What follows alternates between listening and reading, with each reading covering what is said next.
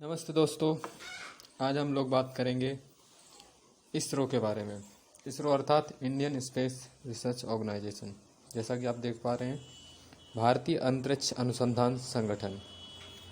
आज इसके बारे में हम पूरी जानकारी जानेंगे कि क्या है, क्या क्या कार्य करता है और इसके पास क्या क्या तकनीक हैं, इसके बारे में जानकारी लेंगे। ठीक है, तो सबसे पहले हमें इसकी जो इसरो है इसकी स्थापना हुई थी 1969 में, 15 अगस्त 1969 में। और इसका जो हेडक्वार्टर है, जो मुख्यालय है, वो आपका है बेंगलुरु में, अर्थात बेंगलुरु कर्नाटका में। अब इसमें कहाँ से क्या किया जाता है, रॉकेट कहाँ से लॉन्च किए जाते हैं, इसके लिए कुछ स्टेशंस हैं। जैसे कि आपका सतीश धवन स्पेस सेंटर है, जहाँ से रॉकेट लॉन्च किए जाते हैं, जो भी सैटेलाइट हैं, उपग्रह लॉन्च किए जाते हैं। दूसरा है श्रीहरिकोटा, ये आपका आंध्र प्रदेश स्टेट में आता है।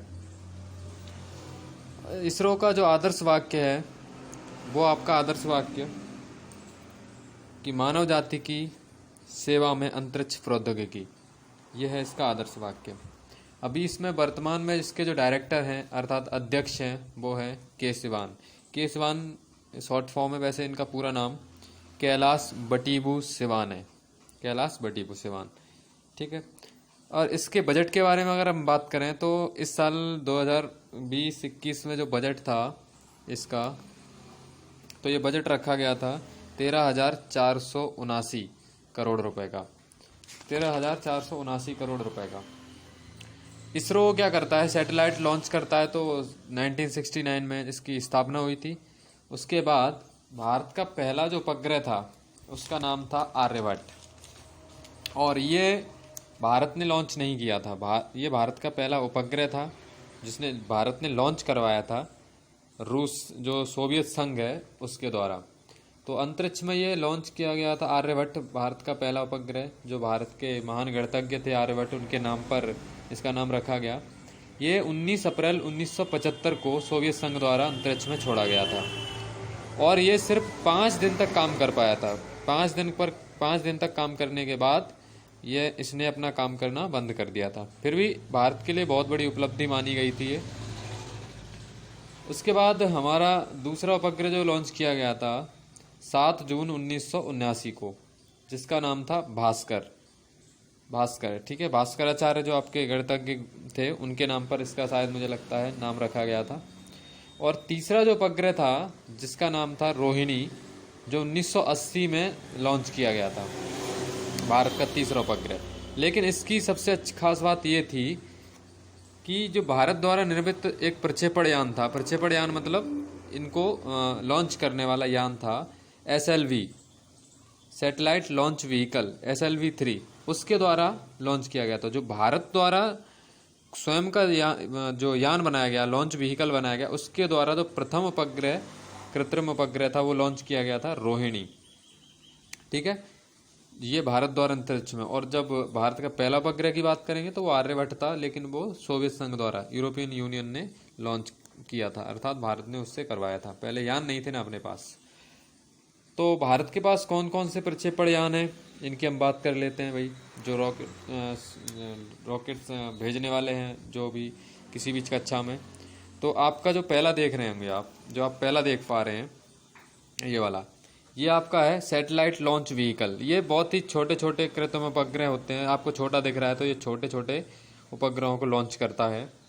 उसके बाद दूसरा है ये ASLV, ठीक है, आर्टिफिशियल सैटेलाइट लॉन्च व्हीकल। ये भी कृत्रिम उपग्रह भेजने वाला ही है, लेकिन ये क्या है, थोड़ा सा बड़ा है, मतलब थोड़े इससे भारी। छोटे वाले होंगे तो ये लॉन्च कर देगा, थोड़े भारी होंगे तो ये ASLV लॉन्च कर देगा। ये आपको दिख रहा है, ये है आपका PSLV का फुल फॉर्म होता है पोलर सैटेलाइट लॉन्च व्हीकल, अर्थात ध्रुवीय उपग्रह वाला। ठीक है, ध्रुवीय उपग्रह प्रक्षेपण यान, इसका हिंदी में अर्थ होता है। ध्रुवीय उपग्रह आप समझते होंगे, नहीं समझते तो मैं अगले वीडियो में, आप अगर कमेंट बॉक्स में लिख देंगे तो मैं इसको डिटेल में समझा दूंगा। इसके बाद आप इसकी बात करें तो यह है GSLV का फुल फॉर्म होता है जियो सैटेलाइट लॉन्च व्हीकल, अर्थात भूस्थायी उपग्रह। जो पृथ्वी के साथ साथ घूमते हैं, पृथ्वी के किसी एक स्थायी स्थान पर उसका चित्र लेते हैं, उन सैटेलाइट्स के लिए ये बनाया गया है। इसके बाद ये धीरे धीरे बड़े होते जा रहे हैं। इनका मतलब यह है कि जैसे जैसे भारी भारी उपग्रह आते जाएंगे उसके हिसाब से लॉन्च व्हीकल यूज करा जाएगा। उसके बाद आपका ये लास्ट वाला है, ये आपका GSLV Mark 3। तो ये GSLV Mark 3 बहुत ही भारी जो प्रक्षेपण जो रॉकेट्स होते हैं उनको भेजने के लिए इसका उपयोग होता है। नाम वही है GSLV, मतलब जियो सैटेलाइट लॉन्च व्हीकल, भूस्थायी उपग्रह प्रक्षेपण यान मार्क 3 इसका नाम है। तो बहुत ही बेहतरीन तरीके से ये लॉन्च करता है। उसके बाद हम इसरो पे आते हैं, इसके बारे में कुछ अन्य तथ्यों को जानने की कोशिश करेंगे। इससे फिर बहुत ही अच्छे अच्छे प्रोग्राम भारत जो इसरो है उसने भारत के लिए लॉन्च किए, अच्छे अच्छे प्रोग्राम थे। जिसका पहला जो प्रोग्राम बात करें हम लोग, 22 अक्टूबर 2008 को चंद्रयान फर्स्ट, जो चंद्रयान फर्स्ट था, जो 22 अक्टूबर 2008 को आपके अंतरिक्ष में भेजा गया था। और उसके बाद दूसरा मंगलयान की आपने सुना होगा, तो ये 24 सितंबर 2014 को मंगलयान भेजा गया था। और पहले ही प्रयास में भारत इसमें सफल हुआ था। एशिया में पहले ही प्रयास में सफल होने वाला भारत, इस विश्व में पहले ही प्रयास में मंगल पर पहुंचने वाला भारत पहला देश था। उसके बाद तो इसरो को कुछ अवार्ड भी मिल रखे हैं। इसरो जितना अच्छा काम करता है, तो इसरो को शांति और निरस्त्रीकरण के लिए कि भाई कि ये किसी के मतलब गलत लॉन्च नहीं करेगा, कोई चीज़ नहीं बनाएगा, उसके लिए तो 2014 का इंदिरा गांधी शांति पुरस्कार दिया गया था। और भारत की जो पहली अंतरिक्ष वेधशाला वो 29 सितंबर 2015 को एस्ट्रोसेट नाम से स्थापित की गई थी।